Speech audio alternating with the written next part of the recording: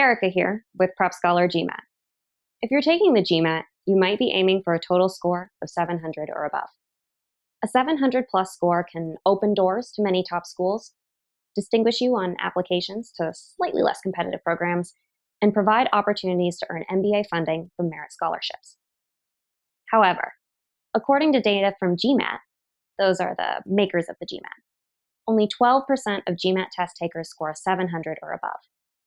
So how can you get that coveted 7 at the beginning of your score? In this video, I'll go over the top 9 tips for cracking 700 on the GMAT, including general strategies for every test taker and more specific strategies based on common issues. Tip number 1, be realistic. If you're trying to boost your score by 100 points the night before the test, you probably aren't going to be successful. Good GMAT study takes time.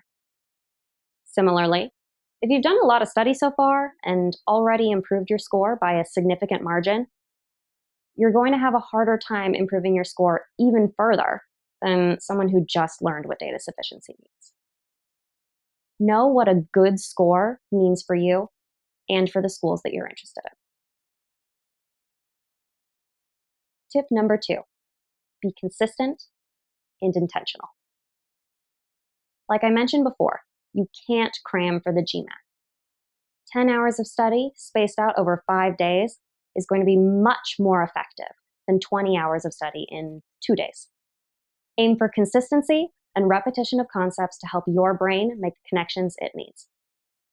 It's also a really good idea to make study goals based on accomplishments rather than time spent.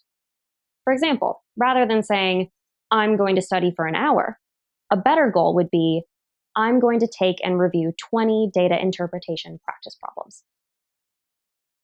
Tip number 3, use the best materials. There are a lot of GMAT materials out there, but not all of them are good. You want to make sure that you're studying the right skills, the right traps, the right difficulty, and even the right phrasing for the real GMAT test. Official GMAT materials are the best for this. I highly recommend using the free GMAT Prep software as practice tests. If you need more practice, be sure to pick material that is up to date and accurate to the test itself. Tip number 4, focus on high quality study over high volume study. Taking a practice test or drilling practice problems is good prep, but the most effective prep comes afterward, when you carefully review the problems you missed, skipped, or guessed on. It really isn't useful to drill more problems if you're just going to make the same mistakes all over again. If you make a mistake in your study, your next goal should be to figure out 1, why the correct answer is right, 2, why your answer is wrong, 3, where you went wrong, and 4, how to never make that mistake again. Individual tutoring with a GMAT expert can be incredibly helpful for doing this kind of analysis. However, if you're self-studying, GMAT-focused forums and online communities are a great resource for explanations of problems that you're struggling with.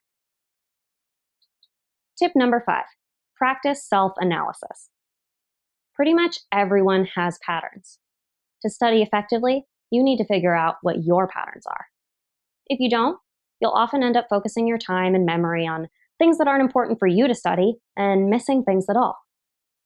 Test study is not one size fits all. As you study, keep track of what kinds of questions you're missing and why you're missing them. A superficial analysis like critical reasoning is hard really isn't going to do you a lot of favors, but something like, I get tripped up by passages without obvious transition words, or wrong answer choices that focus on misreadings of the text, will actually get you somewhere. To do this, you need to think like a test maker. With a lot of effort and the support of free resources, you can often do this kind of diagnosis on yourself. But if you're still struggling to pinpoint and improve your weaknesses, get help. Tutoring and some personalized programs can help you build the kind of study plan that will work best for you and no one else. Tip number 6, prepare for test day, not just the test. A really common thing that I hear from students is that they do well on practice tests, but then On test day, everything goes wrong and their score plummets. So what happened?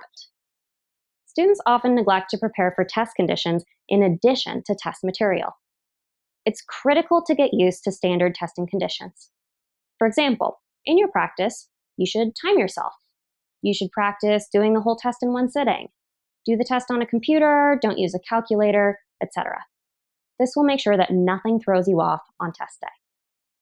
This kind of study can also help you practice managing your testing anxiety and keeping calm under test conditions.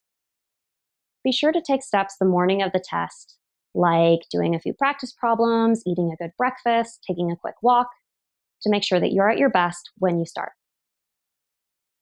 Tip number 7, put the right amount of emphasis on time management. The key here is right amount, not too much, not too little.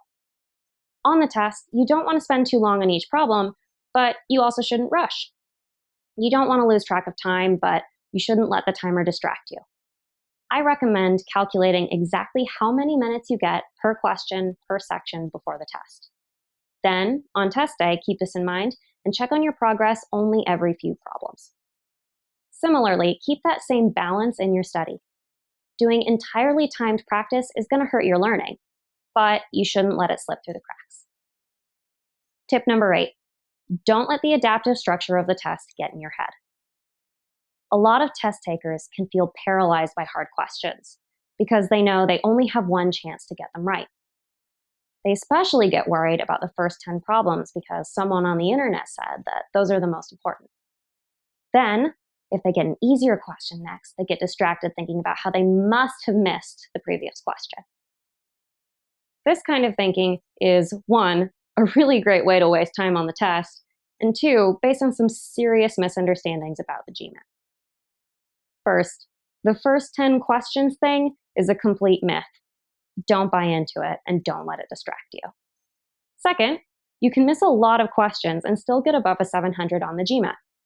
For example, when I took the GMAT, I missed about 7 questions across verbal and quant, and I ended up with a 770.